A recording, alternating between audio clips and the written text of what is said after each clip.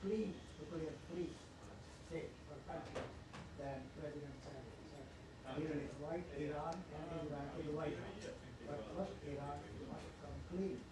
They have no more nuclear weapons.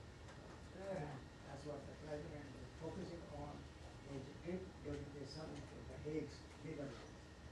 Once again, this is going to light at the Paphos State in Washington, D.C. And spokesman Tammy Bruce will discuss these issues. So, thank you.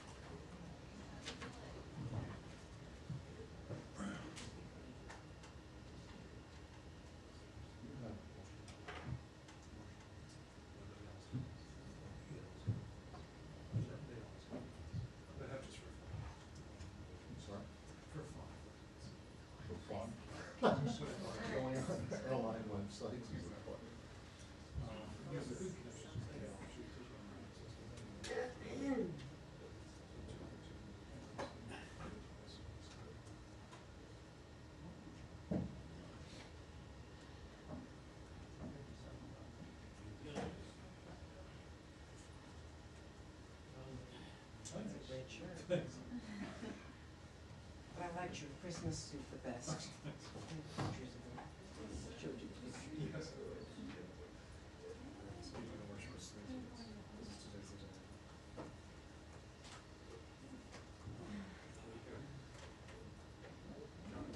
I really do think Shawnee could start an outfit of the day.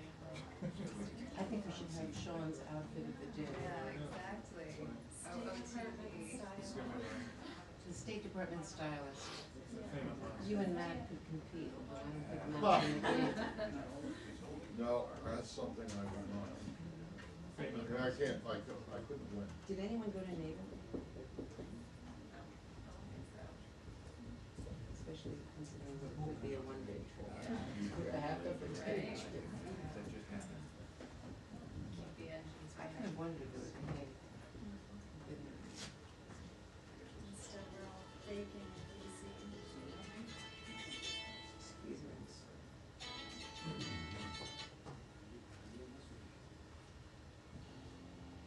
I'm sorry, I can't do it. I'm not gonna.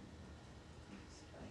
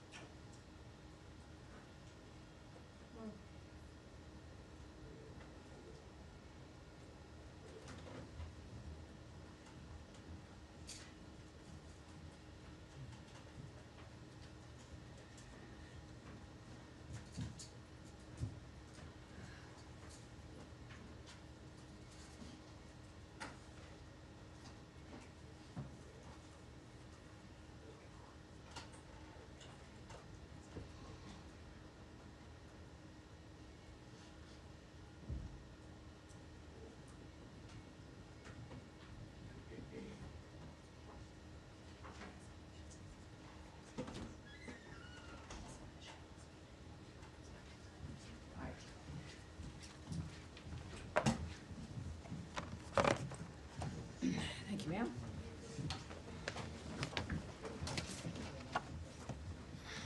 Hi there. Hi, everybody. Thank you for coming. Appreciate you being here. I'll get mad at Fox when they try to come in here late. All right, you guys. Of course, a few comments here as we begin on this Tuesday.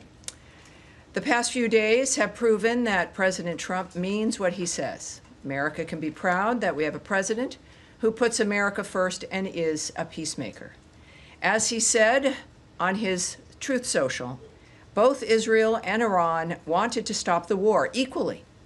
It was my great honor to destroy all nuclear facilities and capability and then stop the war. Now, an update on the State Department's 24/7 efforts to assist U.S. citizens throughout the Middle East. The department has provided information and support to over 27,000 people seeking guidance regarding the conflict between Israel and Iran. The vast majority of people we are in touch with are seeking information, which we provide regularly. The State Department began assisted departure flights from Israel on June 21st. Flights have departed Israel with hundreds of U.S. citizens and lawful permanent residents and their accompanying immediate family members. We are grateful to our partners in the region and around the world for welcoming American citizens. We also extend our deep appreciation for the government of Qatar's cooperation in the defense of the Udeid Air Base, as well as our deep appreciation for the the Al Udeid Air Base, as well as the deep appreciation for the American men and women in uniform who are there and for the vital role they continue to play for U.S. and regional security. Yesterday, Iran launched several missiles against AUAB. Many of those missiles were successfully intercepted. due to the combined efforts of the U.S. and Qatari armed forces. Thankfully, no Americans or Qataris were hurt. In further announcements today, Secretary Rubio has landed along with the President at the NATO summit at The Hague.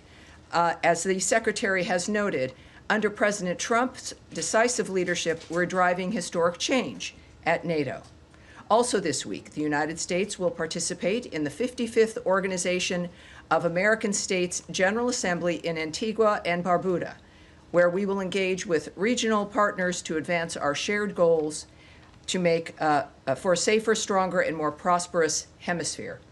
Deputy Secretary of State Christopher Landau will lead the U.S. delegation, reinforcing our commitment to supporting Rosa Maria Paya's candidacy to the Inter-American Commission on Human Rights, addressing the crisis in Haiti, and countering the influence of the Chinese Communist Party in the Western Hemisphere. In addition, today, the Department of State's Rewards for Justice program announced a reward of up to $5 million for information leading to the location, recovery, and safe return of Mahmoud Shah Habibi. Mr. Habibi was abducted and detained by the Taliban's General Directorate of Intelligence on August 10, 2022. He has not been heard from since that time, and the so-called Taliban government has not yet provided any information about Mr. Habibi's whereabouts or condition. We encourage anyone with information on Mr. Habibi to contact +1 202 702 7843. That is +1 202 702 7843 via Signal, Telegram, or WhatsApp, or go to rewardsforjustice.net. That again is up to a $5 million reward for Mahmoud Shah Habibi for his safe return. And again, that is rewardsforjustice.net. Sorry, Tammy, he's in America. Excuse me? Is he in America? Excuse me, Matt, please. I'm more of an announcement here. To conclude today, the United States condemns the brutal and cowardly attack on the Mar Elias Greek Orthodox Church and offers its condolences to the victims and their families. We call on the Syrian government to hold all perpetrators of violence accountable and ensure the security of all Syrians, including members of religious and ethnic minorities. As Ambassador Barak has said, the United States continues to support the Syrian government as it fights against forces seeking to create instability and fear in their country and in the broader region. And now I will take your questions. Daphne, please. Thank you. Sure. Just on Israel-Iran, Trump has said that he was unhappy with both sides for breaching the ceasefire deal, but particularly frustrated with Israel. Does the State Department have concerns about whether this truce will hold, and what conversations is Secretary Rubio having today with counterparts about this deal? Yes, as I noted in my announcement, and actually what, of course, we always appreciate about President Trump is you never really have to guess at what he's thinking, which is appreciated. One of the most transparent men we've known. Americans in the world have watched all of this unfold, I think, in a very clear way, and certainly with the leader of the free world, of the world, really, essentially, in Donald Trump, making it clear his opinion. And this is what also, I think, keeps things moving. With any ceasefire dynamic, it's fragile. And in the meantime, of course, things did come together, and there has been quiet in that region. He did make clear his feelings about that, but as I mentioned in the opening, that he said, just a couple of hours ago, both Israel and Iran wanted to stop the war equally. It was my great honor to destroy all nuclear facilities and capability and then stop the war. So obviously, the president has believed from the beginning that diplomacy can stop wars, that it is the thing that we should rely on. He leaned into that, and it's continuing to work. This is a dynamic now that is in play and is, I think, steady, as he has, I believe, also recognized based on his comments. And then on his Yes. comments about China being able to continue to purchase oil from Iran, How did this come together? Was this part of the Israel-Iran ceasefire deal? And what does that look like going forward? Will sanctions that have been imposed be lifted? Will there be waivers? How does that look? Those are all very good questions. Yes, and it's obviously a very fast-moving, we've used the word fluid here many, many times, a very fast-moving environment. The president has signaled what he expects, what he is looking forward to. This is a cabinet and a government that acts to the nature of what he says and what he wants. And in this case, of course, I'm not going to discuss what that process will be, the nature of any of the applications via the various departments in this government. But clearly, we are focused on making sure that that guiding hand of President Trump prevails and moves this government forward. So we will have to wait and see when it comes to what that ends up looking like. All right. Yes, Andrea. Well, just to follow up, Yes. does that mean, I mean, just to translate, are we lifting sanctions? Has Well, anything happened to make that possible?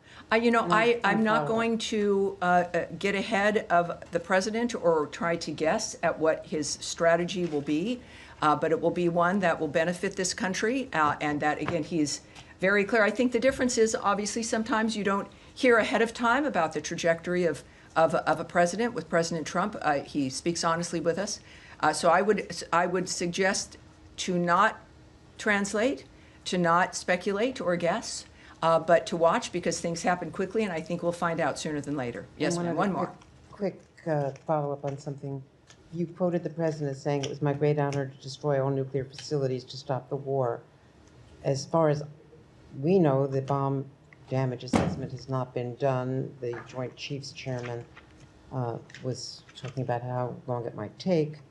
Do we have something more conclusive about destroying all of the nuclear facilities?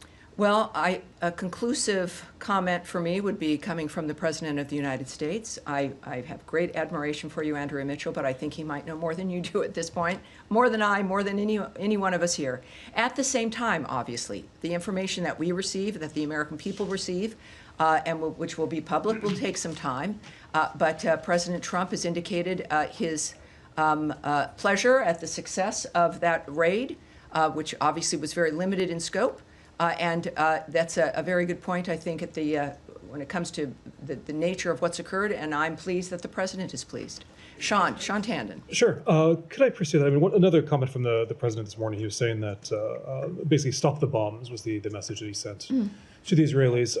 Does he believe that the Israelis complied with this? Is he happy with how it turned out? Well, I think that there's early on, and again, I'm here at the State Department. I know my colleague Caroline is very articulate and clear on the nature of the president, whom she represents, and the State Department at the White House. But I think when we clearly look at the nature of how the day has transpired, there was some activity back and forth, and that has stopped, and the ceasefire has taken effect, and the president is pleased. So I think we can take that as an indicator of his feeling about it at this point. Sure. One more. Sure, and I mean, they're both statements both from Tehran and from Jerusalem and Yes. Tel Aviv today. But I mean, one of the things that from the Israeli military chief was saying that this is just a phase, and they reserve the right to go back in. I mean, do you think that's consistent with the call for a ceasefire in terms of the Israeli statements on this? Well, I think the statements that we've looked at, that we care about, are the fact that both, certainly Israel has agreed to the ceasefire. And we believe there's a statement from Iran that has done so as well. So those are the statements that we care about. All right. Yes, sir, in the back. Right there, sir. Yes, sir. Thank you, Tammy. Obviously, pretty epic diplomatic developments last night. Yes. Can you walk us through any of the diplomatic steps that were taken that led to the ceasefire, and specifically Secretary Rubio's role? What are some of the ongoing efforts to make sure the ceasefire sticks? And then a separate but related question. The President spoke this morning about the great trading potential with Iran.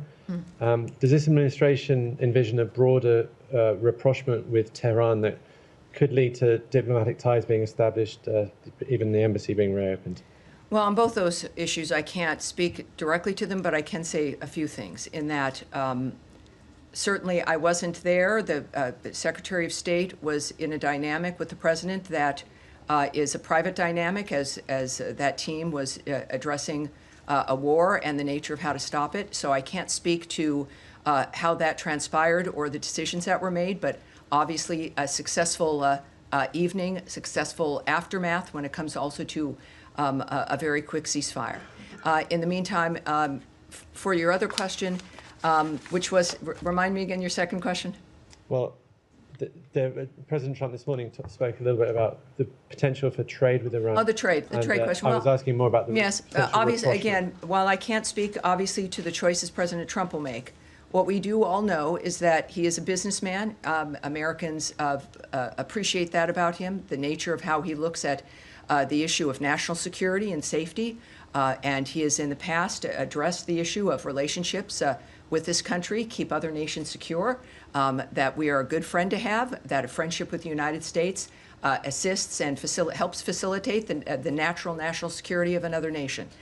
So I look at that and his approach in certain things, and that's been certainly his attitude about it, and it seems to be a correct one. It's one I agree with. So I think we'll see that if that in fact is the case here, and we'll find out. All right.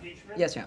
Tammy, is there any sort of monitoring mechanism for the ceasefire if it continues to hold? Will there be a third party that is making sure that both sides are adhering to this ceasefire? Well, as the State Department, I can't really speak to that. I think that's a DOD question and certainly a White House question. And then how do you view the next steps for nuclear talks potentially resuming in light of the ceasefire? Is there anything on the schedule, any follow-on conversations between the two sides to try to resume the talks that had been? Well, I can't speak to a schedule. I'm not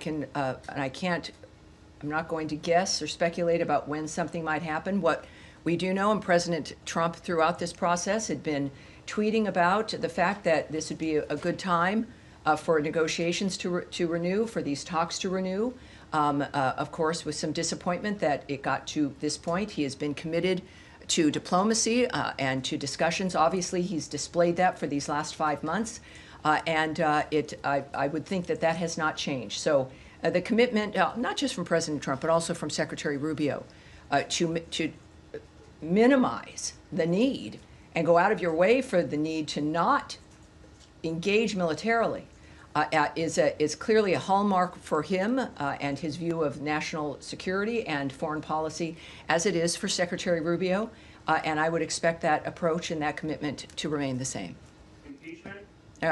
Yes, go ahead. Thanks, Tammy. Just to follow on that, over the weekend, the president, many other cabinet members, they said that the strikes by the U.S. military on Iranian facilities had obliterated the nuclear program. Because of that, do you see that as buying more time for these negotiations to play out? Has the urgency at all changed? And there are reports that Qatar has tried to mediate nuclear talks, try to restart those. Are you receptive of Qatari efforts at this point? Well, that's not something I can address in any detail at all. I do know that the president was very confident in his assertion of the destruction of those sites. That was necessary because of the point that he's had from the start of this, which is that Iran cannot have a nuclear weapon. That has been a very singular, clear point, and the understanding is now they're not going to have one. And that clearly might open the door for the people involved in those kinds of decisions about how to move forward. But that was, and the strikes indicated that. It was a very distinctive, limited strike regarding the issue that was in the forefront of the president's mind, that he made clear over and over again, that they will not have a nuclear weapon. And now they will not have a nuclear weapon. How we move forward from here is up to the President of the United States. Saeed, yes, sir. Thank you. Now that we have the ceasefire between Iran and Israel seems to be holding, are we likely to see renewed efforts to have a ceasefire between Israel and Hamas in Gaza?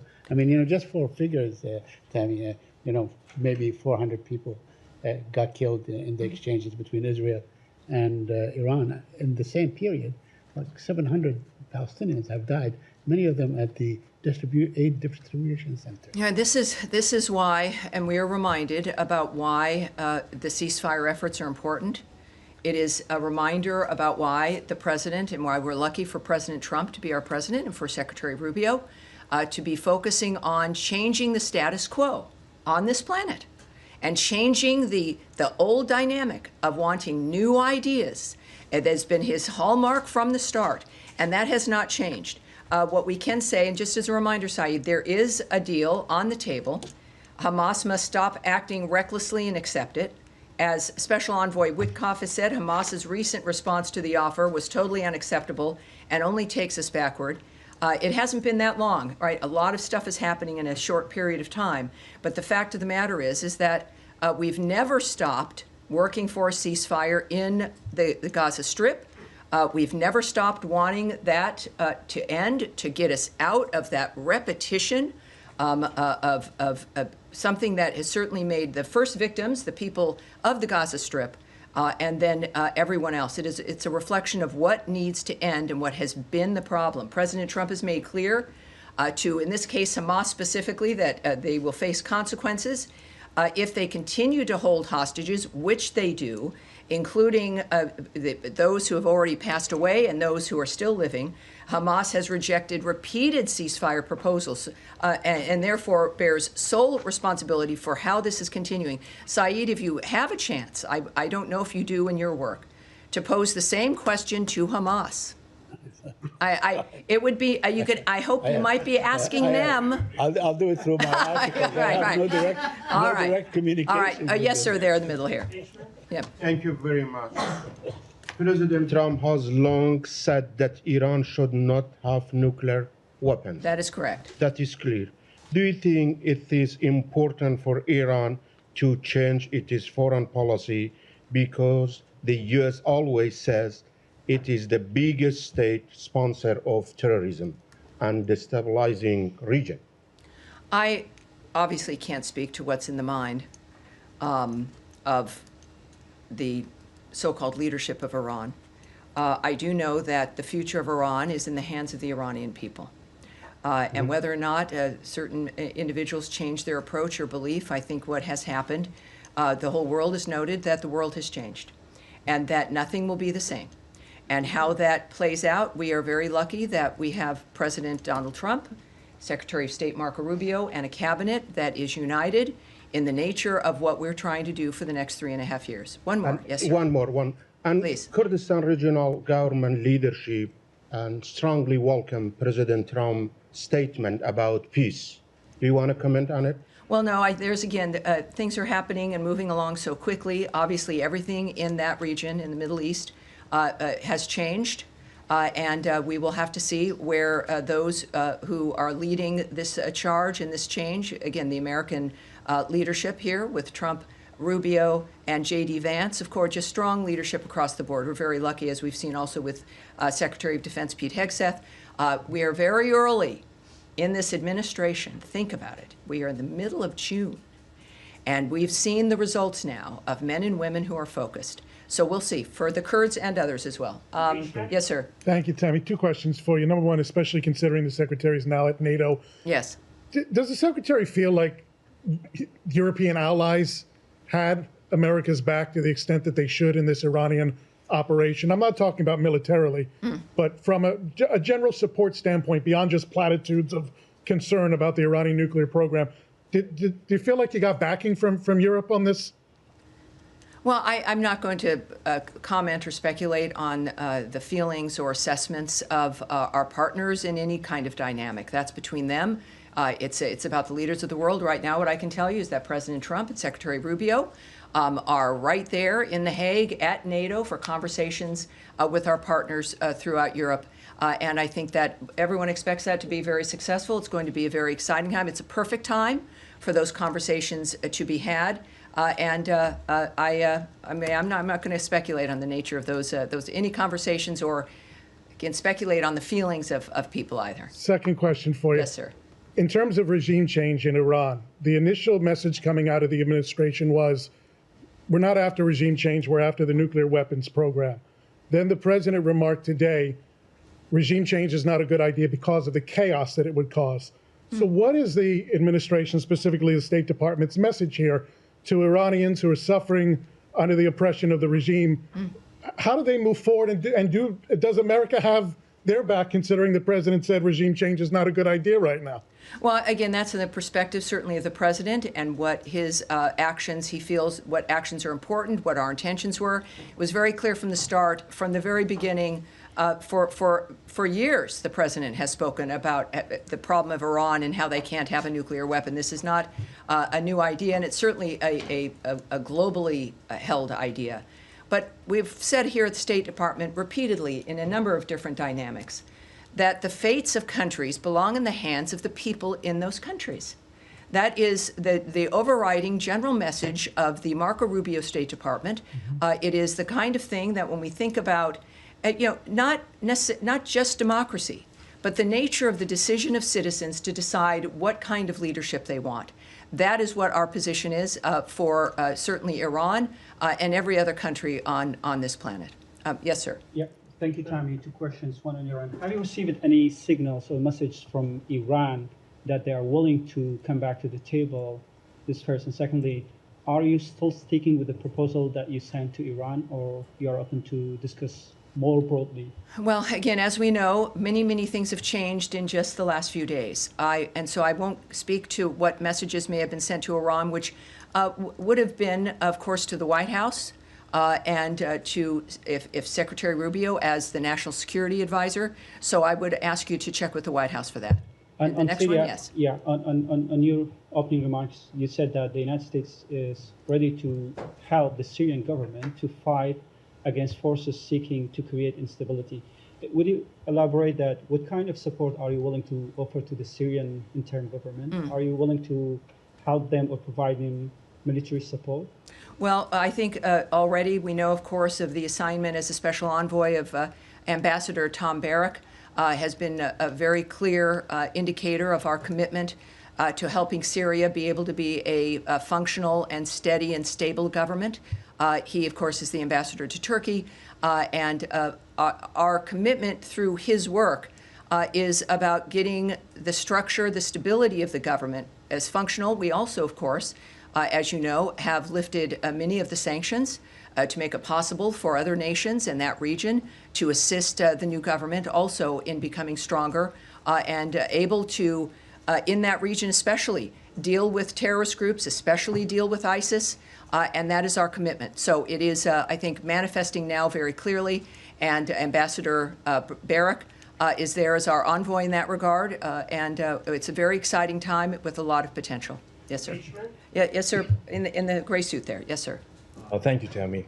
You've been in the negotiations process with the Iranians for almost the last 2 months at the State Department. And the Iranian foreign minister just last Friday, he said that they suspect that the negotiations with the U.S. Used as a cover for the Israeli attack. And a day after that came the U.S. raid on Iranian nuclear establishment there and the buildings. Are you able to restore the trust between you and Iran? And how do you see these claims from the Iranian side? Well, that's certainly a question that I can't answer, but we've got the best people in the world who are doing this for a living, who have committed their lives to making a difference here in the world. The president has not indicated that, as a matter of fact, he really opened his presidency with a willingness to talk with everyone. And as a peacemaker, that is what he's done, and I would suspect that that approach will continue. All right? Yes, sir. Go ahead. Thank you, Tammy. Do you think that there is any lesson for North Korea to learn from the U.S. strikes on Iranian nuclear facilities, given that North Korea has been doubling down on its nuclear program, despite the Trump administration's commitment to the complete denuclearization of North Korea? Well, again, the nature of the choices that are made, I won't speculate about what other countries should think or do.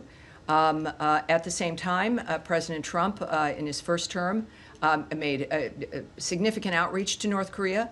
And what I can say, of course, and they've got their own nuclear program at North Korea, that we remain committed to the complete denuclearization of North Korea. That remains a commitment. If the North Korean nuclear issue can't be resolved through dialogue, I'm not going to speculate on hypotheticals at this point, but thank you very much. All right. Yeah, yes, there you are. Hello. Thank you. Just on a follow-up on North Korea, has there been significant outreach from the State Department to the North Koreans? I'm not going to speak to any, whether they exist or not, any diplomatic efforts outside.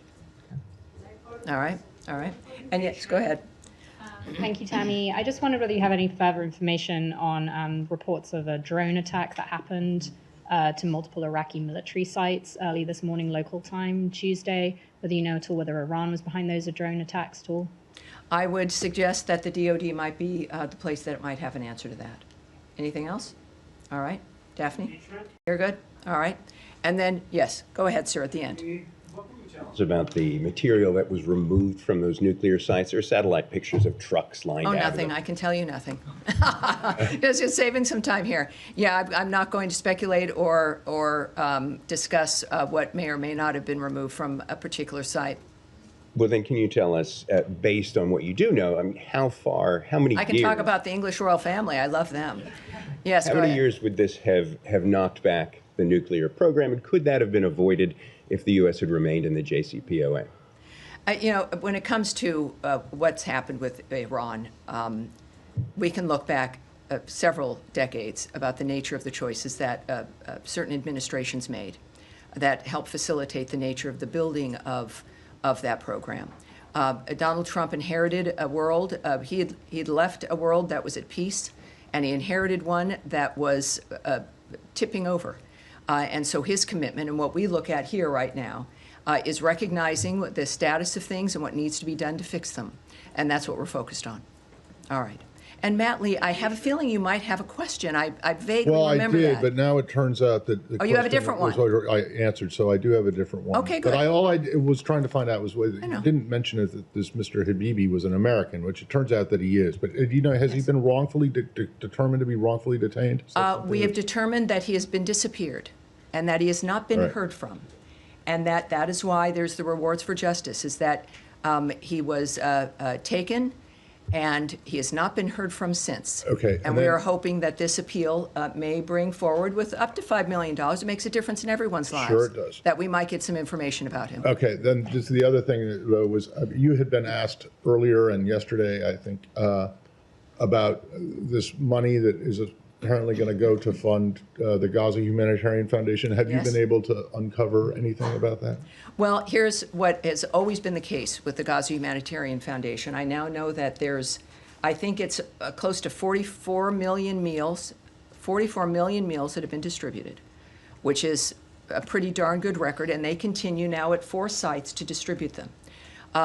We have repeatedly noted that we have not funded this entity, but it is, I believe, really the response of the call from President Trump for that region and that area in particular, that we've got to have new ideas about how to change the nature of what's occurring. The region has stepped up, other nations have stepped up, agreeing that the situation in Gaza has to be dealt with differently. We have to refuse to let it continue. And while we have a humanitarian crisis manifesting, is to do our best in an area that a terrorist group refuses to cooperate, ignores ceasefires, continues to hold hostages, and refuses to put down their weapons, that we are committed to endorsing, helping, promoting efforts to make a difference. When it comes to how that will manifest for the GHF, I can't say right now, but again, it's nice to know that 44 million meals have been distributed.